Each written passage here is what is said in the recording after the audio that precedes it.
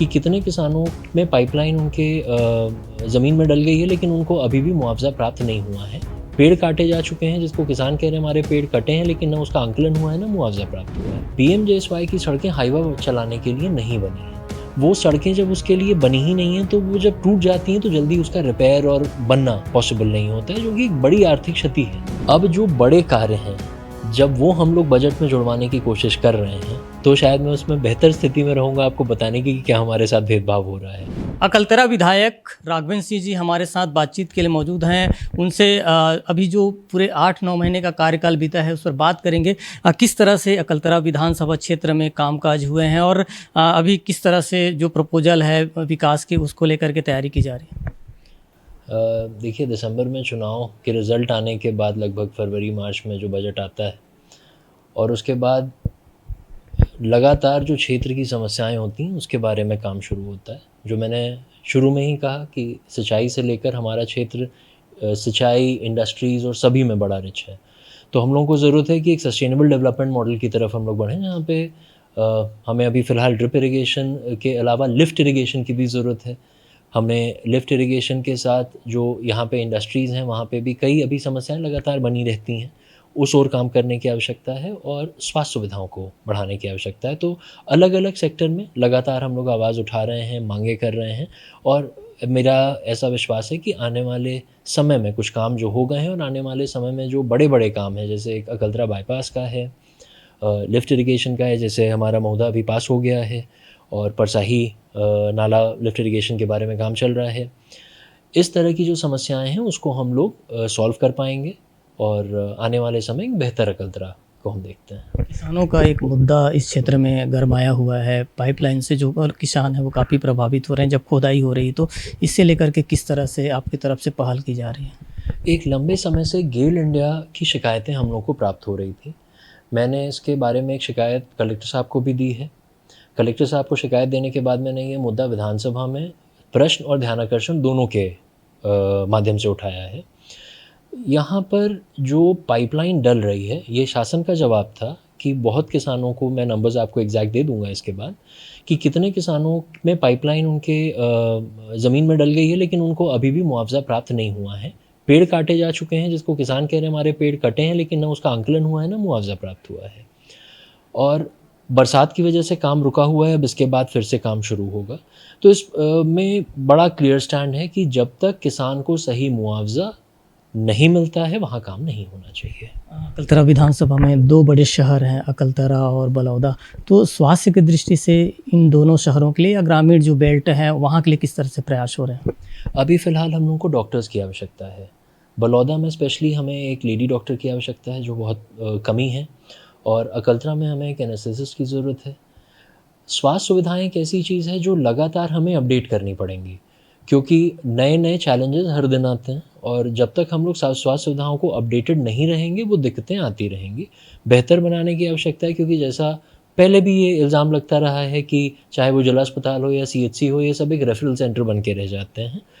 कुछ मशीनें पिछले कार्यकाल में अकलतरा और बलौदा दोनों जगह आई हैं, लेकिन बीच में मैंने जब वहाँ मीटिंग ली थी तो 1-2 मशीनें ख़राब थीं। तो मशीनों का सही संचालन, लोगों को उसकी सुविधा मिल पाना और सही समय पर सुविधा मिल पाना, ये बहुत ज़रूरी है। एक शर्मनाक घटना बीच में हुई थी जिसका मैं उल्लेख हमेशा करता हूँ कि बलौदा की एक महिला को रेफ़र करके जांजगीर जिला अस्पताल भेजा गया और वहाँ से नो बेड अवेलेबल कह के उसको डिस्चार्ज कर दिया गया और दूसरे दिन बहुत दुखद था कि उनकी मृत्यु हो गई। तो आज के समय में ये बहुत ही दुखद है अगर इस तरह का वाक़या होता है। विकास के लिए हम लोग देखते हैं कि सड़क की एक बड़ी भूमिका होती है। तो अकलतरा विधानसभा में सड़कों की किस तरह की स्थिति है और ख़ासकर पीएमजेएसवाई की सड़कों को जो भारी गाड़ी हैं वो रौंद रहे हैं, तो कहीं न कहीं जो ग्रामीण हैं वो परेशान हो गए, तो इस पे किस तरह से पहल हो रही है। मैं आपको धन्यवाद भी देना चाहता हूँ कि इतने महत्वपूर्ण विषय को आपने उठाया। बहुत समय से यहाँ पर हम लोगों ने इसके बारे में लिखित भी दी, प्रशासन के द्वारा कुछ कार्रवाइयाँ भी की गई। यहाँ बीच में लगातार पीएमजेएसवाई की सड़कों पे हाईवा का परिचालन होता है। कुछ समय वो बंद होता है और उसके बाद फिर वो शुरू हो जाता है। जब गांव वाले या हम लोग खड़े होकर विरोध करते हैं तो वो बंद होता है। लेकिन हमें इसके बारे में कोई स्थायी सल्यूशन इसलिए ढूंढना पड़ेगा क्योंकि पीएमजेएसवाई की सड़कें हाईवा चलाने के लिए नहीं बनी हैं। कहीं ना कहीं दुर्घटना का सबसे बड़ा डर दुर्घटना का होता है, क्योंकि स्कूली बच्चे और बाकी ग्रामवासी भी उस सड़क का उपयोग करते हैं। और साथ में वो सड़कें जब उसके लिए बनी ही नहीं हैं तो वो जब टूट जाती हैं तो जल्दी उसका रिपेयर और बनना पॉसिबल नहीं होता है, जो कि एक बड़ी आर्थिक क्षति है। अभी जो नहरों की स्थिति की बात है तो किसानों के लिए एक बड़ी पहल होती है कि उनकी सिंचाई सुविधा बढ़े, तो इस दिशा में किस तरह से प्रयास हुआ है? सिंचाई सुविधा जैसे मैंने लिफ्ट इरिगेशन और बाकी के आपके बताया, और भी एक ज़रूरी पहलू जिसको हम लोग मिस कर जाते हैं कि हम लोग को जो अभी की बनी नहरें और छोटी नालियाँ हैं जिसके माध्यम से पानी जाता है, उनकी सफाई की आवश्यकता होती है। तो इस बार मनरेगा से पहल करके, उसमें जिला प्रशासन भी साथ था, मनरेगा से पहल करके गाँव वालों से बात करके हम लोगों ने कई नालियों की सफाइयाँ कराईं, कई छोटी नहरों की सफाइयाँ कराईं। तो जहाँ पर बहुत लोगों ने मुझे बताया कि भैया बहुत सालों से जहाँ पानी नहीं आता था वहाँ पर आने लगा, तो एक बड़ा सुखद अनुभव है। अभी लगातार बलौदा क्षेत्र में जो बदहाल सड़क है उसका एक मुद्दा है, और नो एंट्री को लेकर के भी ये मामला गरमाया हुआ है। लगातार आंदोलन हो रहे हैं, प्रदर्शन हो रहे हैं। प्रशासन के तक के जो रुख है उस पर आपका क्या कहना? देखिए, प्रशासन द्वारा पहले नो एंट्री सुबह 6 से 10 बजे तक लगाई गई। उसके बाद उसको चेंज करके 2 घंटा किया गया। उसके बाद फिर जब सब लोग सारे जनप्रतिनिधि वहाँ पहुँचे तो उसको बढ़ाकर करीब 7 घंटा किया गया। 3 दिन पहले जाबलपुर की महिलाओं ने, क्योंकि जाबलपुर का स्पेशली जो पैच है वो बहुत ज़्यादा ख़राब है और वहीं पे टर्निंग है जिससे एक्सीडेंट्स भी बहुत ज़्यादा होते हैं, तो 3 दिन पहले जाबलपुर की महिलाओं ने जाकर एक प्रतिवेदन दिया था कलेक्टर साहब को, और आज वो धरने पर बैठी हुई हैं।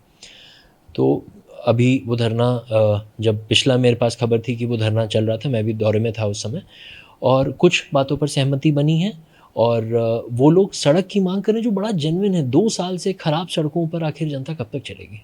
अभी जैसे हमेशा देखा जाता है कि जब सरकार दूसरी पार्टी की हो और विधायक किसी दूसरी पार्टी के, तो क्या विकास में कोई ऐसा अंतर नज़र आ रहा है आपको कि कोई उसका कोई प्रभाव दिख रहा है इसमें कि आप कांग्रेस से विधायक हैं और सरकार प्रदेश में भाजपा की है, तो इसमें कोई अंतर है क्या कि यदि आप कोई काम को लेकर के जब बात आती है तो?